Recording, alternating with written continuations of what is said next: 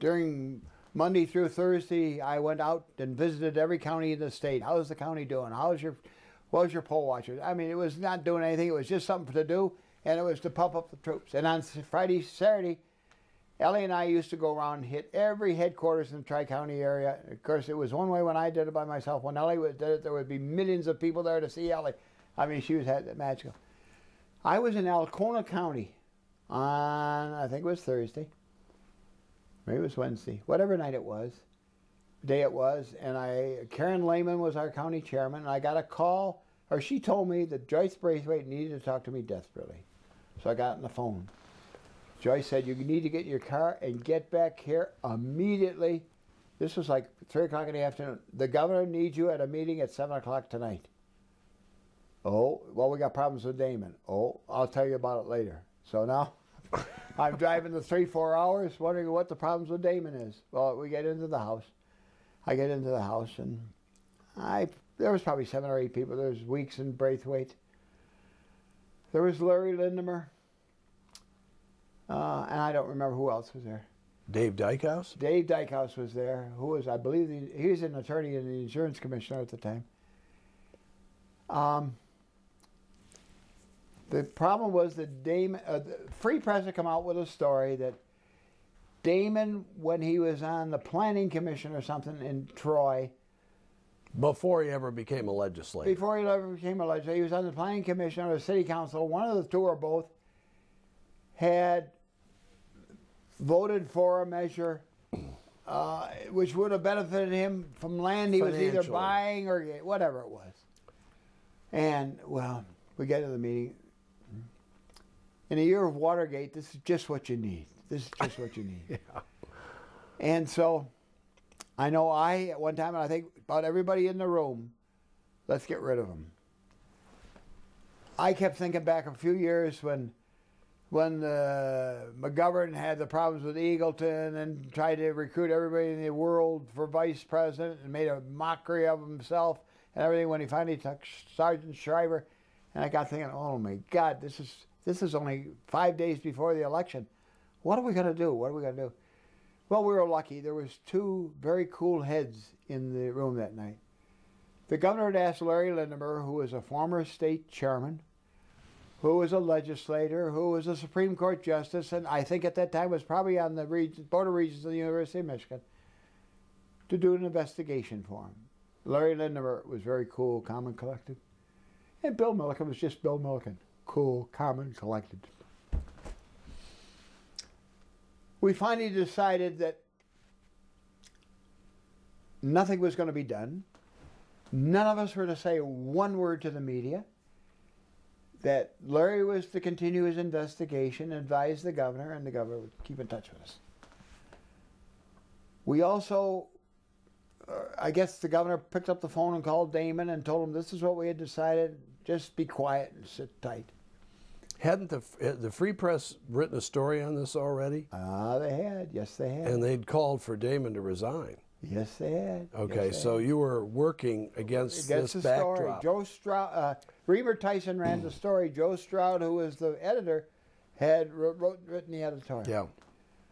So everybody agrees, nobody is to say a word. We go out of the governor's mansion, and it was a pitch dark night. We walk out, it's blinding. There must be 100 television lights out there. And nobody said a word. I drove home. I expected to be in Alcona County that night. I drove home. Janet's surprised. Stranger coming in the front door. Friday goes by, nothing. Jim Damon, I lost me forever on Saturday morning. The news comes out, and there's a picture of Jim Damon sitting at his kitchen table. He's got a black shirt on. He looks like a hood that's waiting. Shaved. He looks like a hood waiting for his convict numbers to go on. I mean, PR-wise, it's the worst. Larry had done enough work and did enough work and had met with Stroud and Tyson and shown all the stuff that nothing, it's not what has happened, what it seems to happen, but he was innocent and everything else. And so the retraction came out on Sunday morning. And that, in and of itself, was a major breakthrough for the major paper in the state to retract an editorial and say we were wrong. Absolutely. And Damon doesn't have to get off the ticket as far as we're concerned. But to me, I've never forgotten that picture on the front page of the paper when we're all trying to behave and keep out of the limelight. I was incensed. Well, Damon stayed on the ticket, but it was a nightmarish time. Okay, so what about Jerry Ford coming to Michigan as president? I was on vacation. I was in Seattle visiting my brother. Got a call from Roe. Ford's going to be on Mackinac Island. They want you back here. Yeah, I can't come back. You know, the party's broke. How am I going to afford airplane tickets from Seattle back? Yeah. But all right, I fortunately had a motorhome. We were at my brother's house. I said, if we all stay in the motorhome, can you watch them for a couple of days? I got a plane. I flew back to Detroit, and from Detroit I drove to Mackinac Island. Ford was there, and Betty was there for a couple of days, and they didn't really need me, but I got some beautiful pictures downstairs taken on the porch of Mackinac, porch of the governor's mansion and stuff like that. The interesting thing was it was nice, you know, it's warming up with the president.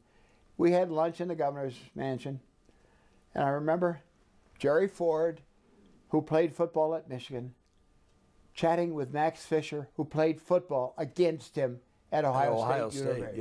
Yeah. And that was the thing. And I flew back to Seattle and came home. But that was Jerry Ford knew how to relax. He and Betty played tennis, and I don't know if he played golf or not, but I had to come back for that. So you like Jerry Ford, right? Jerry Ford is an interesting man. He grew with the job. He was a pain in the derriere, as far as I was concerned, haughty, if you will, when he was congressman. He got much warmer when he was vice president. And he was almost like a kissing cousin when he became president.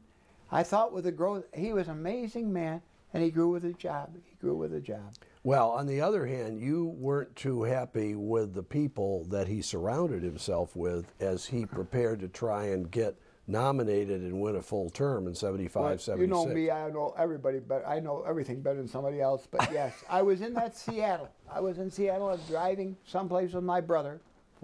Yeah. The radio was on, and I heard the news that Ford had appointed Bo Calloway as his campaign chairman. Now, Calloway was an old congressman from Georgia. Bo Calloway was a rock-ribbed Goldwater person, and I thought, are you out of your mind? What are you doing that for? He, as much as anybody, in my opinion, cost Ford the election just as much as the pardon. He was a Reagan man at heart. In my opinion, Ford should have gone out and said, I'm the president of the United States. You want to come against me? Fine, come and get it. Let's get it on. But Ford was always defensive, not wanting to offend any Reagan people, etc. And I think the whole the early part of the Ford campaign was undermined by Reagan people working for him. So you think that probably hurt Ford as much as, let's say, the Nixon pardon in September? In my gut, I do believe that. And didn't Bo Calloway have some kind of relationship maybe with your old buddy Clark Reed? Well, I for months had been trying to get a meeting with Bo Calloway to talk about what was coming up. I kept put off.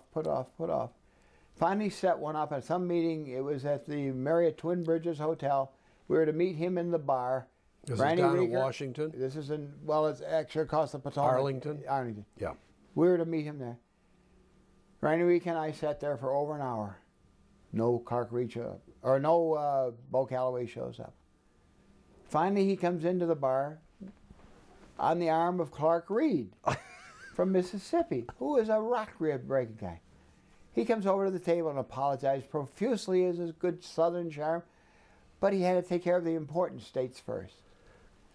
I'm sorry, Mr. Calloway. I happen to represent the president's state. I have twice as many delegates as Mississippi does, et cetera, et cetera, et cetera.